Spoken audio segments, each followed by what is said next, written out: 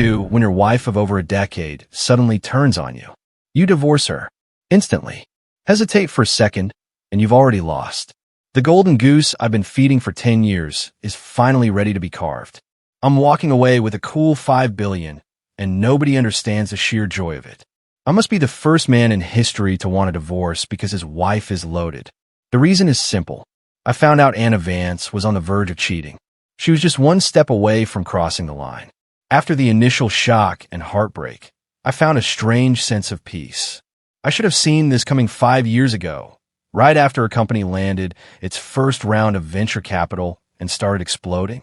They say power corrupts, and absolute power corrupts absolutely. It's true for men, and it's just as true for women. Anna had no idea I knew. I was standing right outside the study with a cup of coffee when I heard her talking to Chloe about him. So, Anna, Chloe said, that guy from the network, Ethan, he's cute. What's the plan? Anna's reply was casual. It feels a little cruel, doesn't it? Then why'd you buy him a Maserati? Being rich doesn't mean you have to throw money away like that. My hand froze. A Maserati? That's a hell of a gift. Then I heard in his tired voice, it's just a car. Tell you what, I'll keep him warm for you. Maybe you'll change your mind one day. Whatever. And just like that, the topic of Ethan was dropped. They moved on to business, as if it were just idle gossip over afternoon tea. Insignificant. But that coffee never made it to my lips. I was up all night, staring at the ceiling. The irony was suffocating. When we got married, we were so broke we couldn't even afford a reception. Now, Anna was planning a massive, lavish wedding ceremony for us. She felt guilty about the past, but that didn't stop her from trying to win over another man. People are fickle. The future is a minefield. I had to get a divorce, and I had to do it fast before things got messy. I met my lawyer, Mark, at a coffee shop. As luck would have it, the TV on the wall was playing Ethan's financial talk show. I figured that's where Anna met him. A young, handsome host, articulate and sharp, who held his own even with the titans of industry. Mark was an old college buddy, now a big-shot divorce attorney. He saw me staring at the screen and grinned. You know, Noah, that guy Ethan kind of looks like you. A surge of anger shot through me. Where? He's a pretty boy, a total softie. I'm a man's man. Mark blinked, confused. Everyone who knows you says so. We were just talking about it at the last reunion. I scowled. What a misfortune. I had no patience for small talk about Ethan. I cut straight to the chase. I want to divorce Vance. Noah, are you kidding me? You finally made it, and now you want out. Do I look like I'm kidding? I shot back. Mark knew our story. He and our whole college crew had watched me marry Anna without a second thought, right when her company was about to go under. I couldn't blame him for being shocked. You married her when she had nothing, and you're leaving her when she has everything. Noah, you've got guts, I'll give you that. I took a slow sip of my coffee. Mark, the broke girl from back then, I could handle her. But the richest woman in Seattle? You think I can handle that? You've seen more divorces than anyone. You, of all people, should understand the dark side of human nature. He was silent for a long time, then asked tentatively, she cheated? She's one step away.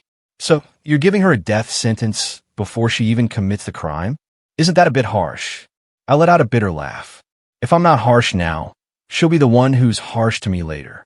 Mark, tell me, in all the cases you've handled, how many settlements are based on love versus guilt? Once the new guy is in the picture, what I get will depend on her mood. I refuse to be the one left waiting. Mark was speechless. Noah, your calmness is scaring me. Calm? This calm was forged in the fires of the last 5 years. And it wasn't just Ethan. Anna's male assistant, Kevin, was also circling her like a shark. I can't remember the exact day, but I want to take her to lunch and saw it through the cracked open door. Kevin was zipping up her dress, then carefully took a container of warm soup from his own lunch bag for her. He was always making these little gestures, and she always turned him down. But that day, when the driver brought her lunchbox home, the soup I had made was untouched. The knot I'd tied myself hadn't even been disturbed. A long ash from my cigarette fell onto my fingers. Mark looked at me with a heavy sigh. Noah, I should have my clients take a lesson from you. I gave a small, dark laugh. It wouldn't work. They can't let go. and they can't be ruthless. They can't stand the thought of giving up such an amazing wife to someone else, thinking they're the exception who can handle it.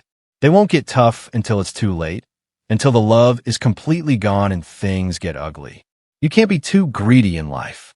Wanting both the person and the money will leave you with nothing. I'm different. No one else can do what I do, constantly planning my exit strategy even inside the marriage. Of course, the divorce was happening. But before it did, I needed to have a little chat with Ethan as Anna Vance's husband. At dinner that night, I put Ethan's show on in the background, specifically the episode featuring Anna. She touched her face. What? You think I looked beautiful that day, too? She was flawless, not a hint of guilt. For a second, I almost believed the Maserati was just a toy car. Anna, I saw a car I like. She barely looked up. Oh, didn't know you were into cars. What model? I'll go with you to pick it up. I watched her, my expression carefully neutral. A Maserati Levant. Her smile slowly faded. She glanced away for a moment. I thought you liked Land Rovers. I tapped the table. Fine, a Range Rover then. As long as it's more expensive than a Maserati. It wasn't long before I had my run-in with Ethan. His Maserati hit my Range Rover. I designed it that way. His car, unfortunately, wasn't built for a collision. Ethan stood helplessly by his car, glaring at the front of mine. The crash of two luxury cars drew a crowd, and the police arrived quickly. Mr. Harrison, the footage shows you made an illegal U-turn. You're at fault. Ethan looked heartbroken at his crumpled front door, two broken headlights, and a bent bumper. Couldn't you have just let me go? I was prepared to take the ticket. Now both cars need repairs. His eyes were red, playing the victim. His entitled attitude even stunned the cop. A guy in another car couldn't help himself and yelled, "You used to people getting out of your way? That's a Range Rover, buddy. He's not afraid of you." So satisfying. It's true what they say, you have to fight fire with fire. After enjoying the show for a bit, I slowly got out of my car. Ethan's accusations hit me immediately. Why were you driving so slow? Is the road a shopping mall? I tried to pass, and you wouldn't let me. Were you blocking me on purpose? I was in a hurry. I had no choice but to step on it. His words died in his throat when he saw my face. He went pale. I smiled. Such a nice car, and you still have to rush to work to make a living. I guess a Maserati doesn't change your fate after all. Ethan gritted his teeth, his face turning a dark shade of red. He got back in his car without another word and told the cop, "It's handled. I'll pay for everything." The cop nodded and started directing traffic. I watched his car drive away with a cold smile. I was in a hurry to get divorced, but it seemed Ethan was in an even bigger one. Or maybe he just couldn't stand losing to me. A few days later, a video file arrived on my phone, sent from Chloe's iMessage.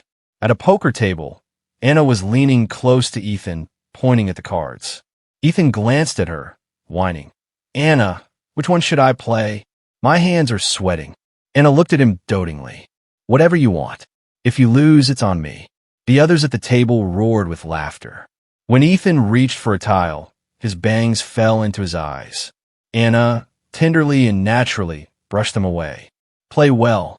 My hand trembled as I slammed my phone onto the bed. A sour, painful feeling washed over me. I felt unsteady, the blood rushing to my head. I gripped the edge of the table to steady myself. If her affair had been with anyone but Ethan, I might have just let her go gracefully. Shortly after I got the video, Chloe called, frantic. "Noah, I'm so sorry. I can't retract the video. I swear I didn't send it. Please, please don't tell Anna." I replied calmly, "I know it wasn't you." She let out a huge sigh of relief. "Don't overthink it. You know how Anna feels about you. It was just for show for business. I guarantee she'd never cheat on you, even if I did 100 times. So, you trying to drag her down with you?" She sounded embarrassed. Yes, you hit the nail on the head. It was my fault. I was tired of it." I hung up. I didn't believe a word that woman said, but she was right about one thing. She might be a player, but she wouldn't dare send me a video like that. That was something Ethan, with his family background and upbringing, would do. Chloe's earlier comment, "I'll keep him warm for you," proved she was interested in Ethan too, right? She only held back because of Anna. It wouldn't have been hard for Ethan to get his hands on her phone. I called Mark. "How's it going?" A divorce agreement in a week? Come on, old friend, I was giving you time to cool off. If I don't have it by tomorrow, I'm finding someone else. Fine. It was time to confront Anna. I walked straight into the CEO's office. Anna, I need you to do something for me. She leaned on her desk, fingers interlaced, studying me. I'm your husband, Noah. You can ask for anything. I leaned in, a cold smile on my face. Good. There's something I want. What is it? I said, each word deliberate, the keys to the Maserati Levant. She froze, her expression shifting rapidly. We stared at each other for a few seconds, neither backing down. Finally, she tried to placate me. Noah, it's not important. It wasn't that much money. Her face said she thought I was being petty and unreasonable. You've never been this small-minded. I didn't bother arguing. Can you get the back, Anna? Her eyes were locked on mine, trying to gauge how serious I was. I met her gaze without flinching. She gritted her teeth, rubbed her temples, and finally relented. Fine, I'll have them for you tomorrow. This was the first time I'd ever been so confrontational with her, but it didn't matter. I had achieved my goal. Thank you. I smiled faintly and turned to leave. As my hand touched the doorknob, I heard her voice from behind me. Noah, are you jealous? I answered without turning. You can think that if you want. As the door closed, I heard the sound of things being swept off a desk, followed by a loud thud of a fist hitting wood. Outside, her assistant Kevin looked at me in shock. I just smiled and stepped into the elevator. This was for the best. Once a decision is made, why pretend? With the Maserati keys in hand, I went straight to the TV station and asked to see Ethan. We met at the coffee shop downstairs. He was late and looked exhausted. Doesn't feel good to have a gift taken back, does it? Please sit. I gestured to the chair. His eyes widened when he saw the car keys next to my coffee cup. He sat down heavily and sneered. Are you here to gloat, Noah? He brushed his hair back, trying to look defiant. It's true Anna asked for the keys back, but for a woman of her status, taking back a gift means she'll have to compensate with something even more valuable. I watched him calmly. I'm aware of that simple logic. It doesn't matter. And what you did was very embarrassing for her. I let him finish, then slowly pushed the keys across the table. Her reputation isn't my problem. Mr. Harrison, a Maserati isn't worth my time to gloat over. I took it back because I paused. He watched me warily. I chuckled. I just wanted to give it to you myself. His eyes shot up to meet mine. What do you mean? I spoke slowly, deliberately. You want it? I can give it to you. But you can't take it. Understand, little brother? His face went white. The coffee cup in his hand shook, spilling onto the saucer. He quickly put it down. I leaned back, a cold smile on my face, feeling like a cornered animal with all its spines out. That's right. Ethan was my half-brother. As of today, we hadn't seen each other in 20 years. That's why we both pretended not to know each other. The moment I heard the name Ethan Harrison, I knew it was him. And at the car crash, he recognized me immediately, too. His target was Anna. Of course, he would have looked into me. He was just keeping a low profile until he had secured his position, knowing my stepmother and her methods. Once he succeeded, Ethan would have come to me with a pathetic look and said, Brother, I'm so sorry. I had no idea Anna was your wife. I wasn't about to let that happen. Divorce would let Ethan get a taste of Anna, but that was my failure, Noah's failure. He wanted to do to me what his mother, Jillian, did to my mom? Not a chance. Thanks to them, I learned a valuable lesson early in life. Never let anyone catch you off guard. I will get a divorce, but you will never be Anna Vance's husband. That's one of the conditions. I watched with satisfaction as the color drained from Ethan's face. I continued to taunt him. Of course, you could choose to be her secret lover, get some pocket money from her. But Jillian would be so disappointed, wouldn't she? She has such high hopes for you. Wants you to be better than she was. Mia lo. That's beneath you. Ethan's anger flared, but I quickly extinguished it. He bit his lip, trembling. Brother, do you hate me that much? I was innocent back then. I watched him unmoved. He tried to play the sympathy card. Dad has felt guilty about you all these years. He just couldn't find you. What happened between my mom and your mom, I don't know what to say. But we're different. We're brothers. We share the same blood. I was unmoved. I laughed coldly. Ethan, save the act. I've only got room to lose once in my life. His expression changed. He probably didn't expect me to be so impenetrable. So he dropped the act. Anna told me your marriage hasn't been happy for years. That you're the one who's not satisfied. She said being with you is exhausting. That may be true, but you've missed your chance. I stood up, ending the meeting. As I walked away, Ethan yelled after me, "Brother, if I can make you get a divorce, it's still a win for me. Don't flatter yourself." I threw back over my shoulder without breaking stride. You were at best a catalyst.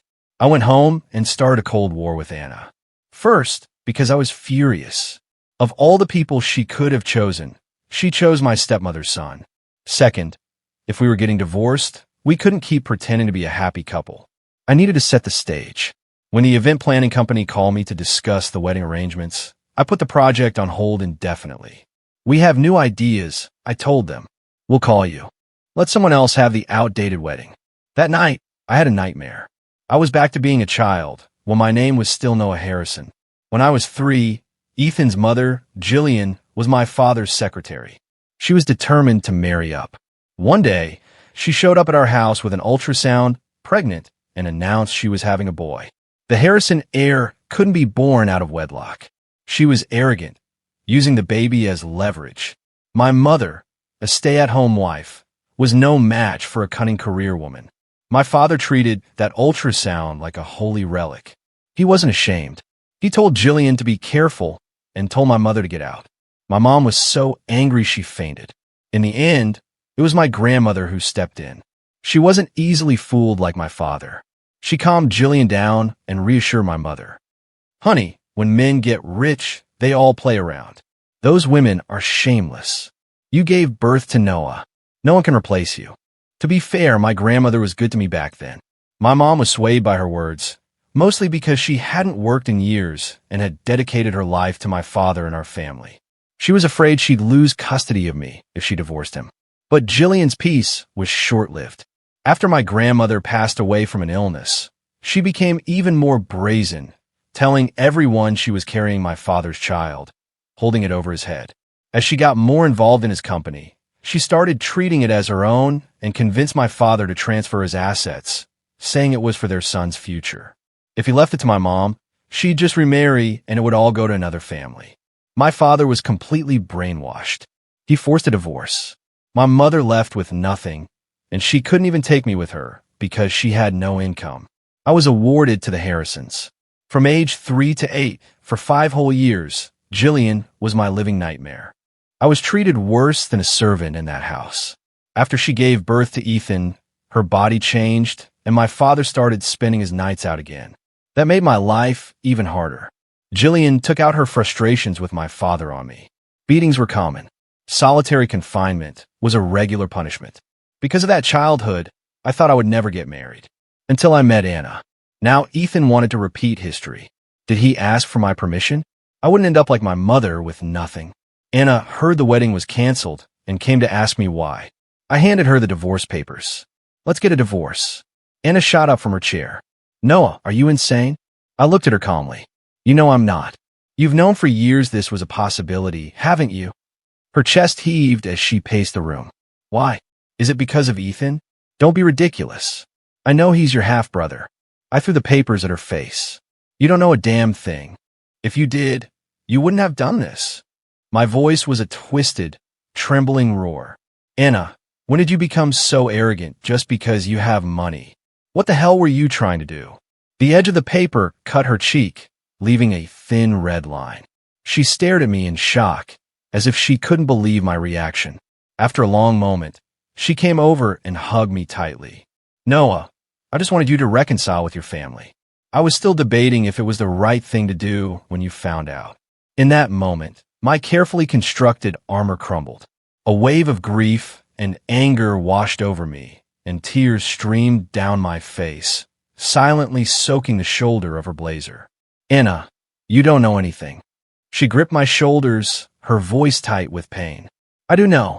You started seeing a therapist 5 years ago. I know everything, Noah. I whispered. Anna, what gives you the right? Have you ever felt my pain? What gives you the right to be my savior? That family, I wish they were dead. I was their victim, and so were you. Why should I reconcile with them? Do they deserve it? She wiped my tears away. Noah, trust me. I never betrayed you. I gave Ethan the car because Chloe wanted to date him. You know how she is. He's still your brother. I pushed her away forcefully. Whether she only saw Ethan as a brother-in-law, I didn't want to know. But Ethan's ambition was clear. It didn't matter anymore. Anna, sign it. When we got married, we promised that if the relationship ever made one of us uncomfortable, we would let the other go. Noah, she pleaded. I was tired. I know the company is at a critical stage. We won't divide the assets. I just want my shares. And one more thing. The husband of Anna, Vance, cannot be Ethan Harrison. That's all I ask. Noah, do you think that's fair? Anna threw the divorce papers aside and cornered me, pressing me against the wall. Her eyes were bloodshot as she grabbed my throat. What did I do wrong? Why are you being so cruel to me? Anna, I don't want to test human nature. You'll thank me for this one day. She stared at me for a long time, then buried her head in my chest, whimpering like a wounded animal. Noah, do we have to do this? I looked at her calmly. Please, Anna, let me go. She glared at me, and I met her gaze. Then she shoved me away, turned, and signed the papers with a few angry strokes of the pen, not looking at me again. You're really something else, Noah. The day the divorce was finalized, I went to my mom's for dinner. After she got a job and won custody of me when I was 8, it had always been just the two of us. She never remarried for my sake. When she saw me arrive alone, she chided me for not bringing Anna. I knew if I told her right away, dinner would be ruined, so I just said Anna had a work event. My mom nodded and then started in on us having a baby. She gripped my hand, her voice earnest. Noah, is Anna the one who doesn't want to? You used to say it wasn't the right time, but she can't use that excuse anymore. Seeing her anxious and insecure, it hit me that if I had stayed with Anna, I might have become just like her. Insecure, desperate, thinking a child could solve everything. I said flatly, no one's saying no, and no one's saying yes. We're just letting it happen. Thinking back, in all our years of marriage, Anna and I had only talked about children once. Just once, in our tiny, rundown apartment. She held me, her voice strained. Noah, I promised I would be the perfect wife for you. I don't have time for a baby right now. And if I did, I wouldn't have time to take care of it. I'd have to leave it all to you, and I can't bear to add that burden. I thought about it and nodded in understanding. She was so young then, and she looked at me, embarrassed. And if the business fails, at least you'll still have other options. I was furious. I grabbed her ear and scolded her. Oh, really, Anna? Who was it that said, for better or for worse, till death do us part? You're at rock bottom right now. Maybe I should reconsider my options. She immediately surrendered. No, no, no, no, I'm sorry. Then she kissed me deeply. You know what I mean. I can handle anything, but I can't stand to see you suffer. I held her, laughing and crying at the same time. I'm not suffering. I won't be the long-suffering husband. And when you're successful, I won't be suffering then either. She nodded seriously. That's the man I chose. But in the end, she did make me suffer. The first time I thought about divorce was 5 years ago because of Anna's business partner, Ms. Collins. Their company had just taken off after a huge round of funding. Like someone who just won the lottery, Ms. Collins was the first to get restless. She got a young lover and was eager to cash out her shares and live a life of leisure. Because our wives were partners, I was good friends with her husband, Mr. Collins. During those early startup years, he saw that I wasn't working at the company, but hosting some light entertainment show on the radio. He used to joke with me, Noah, my friend, I've never seen anyone so laid back. Your wife's company needs people, you know. I refused. My wife is a force of nature. The last thing she needs is me getting in her way. Aren't you afraid? If the company gets big, what if Anna forgets everything you've done for her? He advised me to get more involved before the company grew, to solidify my position as the man of the house. I just shrugged. I didn't mind when she was poor. I won't be insecure when she's rich. I was truly content. My childhood had given me a deep aversion to the whole self-sacrificing narrative, where you give everything and end up with nothing. I had no faith in marriage long before I met Anna. If it wasn't for her, I never would have gotten married. Besides, by not pressuring her, not nagging her, not demanding children, and letting her fly as high as she could, wasn't that the greatest support I could give? A smart woman like Anna didn't need a man to help her succeed. Mr. Collins just shook his head at me, speaking like a seasoned veteran. Noah, my friend, you're too young. You don't get it yet. You will one day. I just smiled. I knew that in a marriage, the only person who can give you security is yourself. I just wanted to have fewer regrets when the time came for a divorce. These were the bloody lessons Jillian and my mother's story had taught me. I wasn't actually thinking about divorce back then. Not until the scandal with Ms. Collins and her lover became public knowledge. The once devoted couple ended up in court. Ms. Collins's lover, just like Jillian, didn't want her to split the assets. The two of them had been plotting against Mr. Collins for a while. First, Ms. Collins cashed out her shares. Then the startup failed. Anna was asked to mediate, and she told me helplessly that Ms. Collins was just transferring marital assets. Mr. Collins had reacted too late. The signs of her affair had been there all along, but he was too busy with the company to notice. On the day of the verdict, Anna and I were there. Mr. Collins broke down in court, screaming about how much he had sacrificed for his wife, calling her a heartless monster. It was useless. His words weren't evidence. They didn't help his case. No matter how hard he tried, the woman who no longer loved him only gave him the scraps that fell through her fingers. After the hearing, he came to say goodbye, looking utterly defeated. Noah, my friend, don't be like me. Get out while she still loves you. Don't wait until there's no guilt left, only calculation. He took his meager settlement and was never seen in Seattle again. His ex-wife and her handsome young lover started a new life together, happy as can be. I was depressed for a long time after that. Anna took time off to take me on a trip abroad. On the plane, we had a long talk. Noah, we both knew her heart wasn't with Mr. Collins anymore, right? So you think what she did was justified? I asked. Anna rubbed her temples wearily. Noah, that's not what I mean. We can't judge matters of the heart. What Ms. Collins did with her assets was all legal. It was then I knew Anna had fully transformed into a sharp, pragmatic businesswoman. What are you worried about? I'll be like her. Before we landed, she playfully pinched my cheek. I went along with it. Yeah, I'm afraid you'll stop loving me and won't give me a penny. She snuggled into my arms and whispered with a laugh. That won't happen.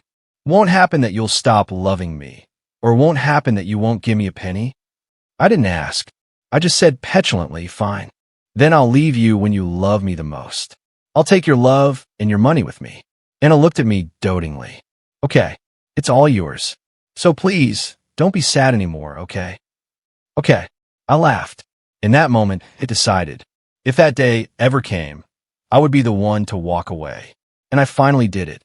By the time I finished reliving that memory, dinner was over. I was ready to tell my mom I was divorced. As she cleared the table, she said, "You don't listen to your elders, and you pay the price. You need to have a baby, and soon." Mom, when that man made it big, you had me, but you didn't get a dime, did you? My mom's face went pale, her lips trembling. My hand shook slightly. Mom, I'm sorry. She stared at me for a long moment, then wiped her eyes. I'm sorry, Noah. Just be smart about it. I am. Smarter than anyone. Mom, I'm divorced. You don't have to worry about this anymore. I showed her the divorce certificate. She looked at me in shock, snatched it, and opened it. She swayed on her feet, pointing at me. Noah, are you trying to kill me? A divorce. You're really something else. Anna spoils you, and you think you could do whatever you want. I laughed hollowly. Mom, when she stops spoiling me, it'll be too late. My mom beat her chest and wailed. I opened a bottle of wine for myself. What are you crying for? I'm luckier than you were. She gave me half the company. So, you're satisfied? I nodded. Yes, I'm very satisfied. Mark was satisfied too. This divorce case had become his masterpiece. I'm sure once the news broke tomorrow, his rates would skyrocket. My mom stared at me with regret. Can't you two start over? I knew she had always loved Anna as a daughter-in-law, but she couldn't understand. A woman at the top can't see the people right next to her. Mom, you know what? My sleep has been so much better since the divorce. It was like a light bulb went off in her head. She hugged me tightly, tears streaming down her face. Noah, it was my fault. I was weak back then, and it made you lose faith in marriage. I try to joke. Mom, it has nothing to do with that. It's just that in these past few years of wealth, I've seen too much. It's either rich wives getting young lovers and their husbands ending up like Mr. Collins, or couples who secretly cheat on each other, can't stand the sight of one another, and share a bed but not their lives. There's no other ending. My mom held me, her heart breaking. Noah, Anna isn't like that. Can't you just trust her? I shook my head. Mom, do you think being the richest woman in Seattle is Anna's final destination? It's not. I more than anyone believe in her talent, her ability, her drive. Her future is so bright, I can't even look at it. My childhood did affect me, but I was grateful to my mom for it. Because of her tragedy, I always protected myself in relationships. I never gave my all. I never let myself become the long-suffering husband. In 10 years of marriage, Anna never wronged me, never made me suffer. And now, these shares alone can let me live a carefree life. Nothing provides more security than money. From now on, I no longer have to wear the mask of Mr. Vance. I packed my bags and went on a trip abroad, basking in the sun on a blue water beach. Wouldn't you know it, my deadbeat dad called me. Noah, you're divorced. Why don't you come work at my company? I'm getting old. The company will belong to you and your brother eventually. I scoffed. Mr. Harrison, are you confused? Isn't the Harrison company broke? Otherwise, someone wouldn't be so ecstatic over a single Maserati. I heard a violent cough on the other end. Then Jillian took the phone. Noah, don't be so smug. My son will win Anna over eventually. She'll marry Ethan. Jillian, you're as shameless as ever. I heard my father yelling in the background. Get out, you classless woman. Two brothers fighting over one woman. Have you no shame? Ethan can marry anyone but Anna Vance. Are you crazy, old man? Do you know who Anna Vance is? If it weren't for her help, your pathetic company would have gone bankrupt long ago. I don't care who she is. A woman who moves on so quickly isn't good enough for my son. Oh, so you have standards now. I laughed coldly and hung up. What a mess. My father, who had doted on his mistress's son for so long, was now disgusted that his son was becoming a homewrecker and was suddenly thinking of me. I quickly put that toxic family on my mind. I was having the time of my life when my mom called. Son, the Harrisons sent over some documents. Looks like some kind of asset transfer. Oh, is he dying? My mom sighed. Maybe he's just old and feels guilty. I snorted. You tell him my divorce settlement is more than he'll make in his lifetime. Not everyone is as stingy with their first wife as he was. My mom mumbled, he really did misjudge Anna. I have to go. My mom added quickly. By the way, Anna has been coming over for dinner every day. If she has a work thing, she has someone call and let me know. I just said, oh, she comes over more now than when you were married. And there's no gossip about her in the news. I said, annoyed, Mom, you don't have to tell me these things. You don't have to see her anymore. After that, whenever she called, I just turned off my phone.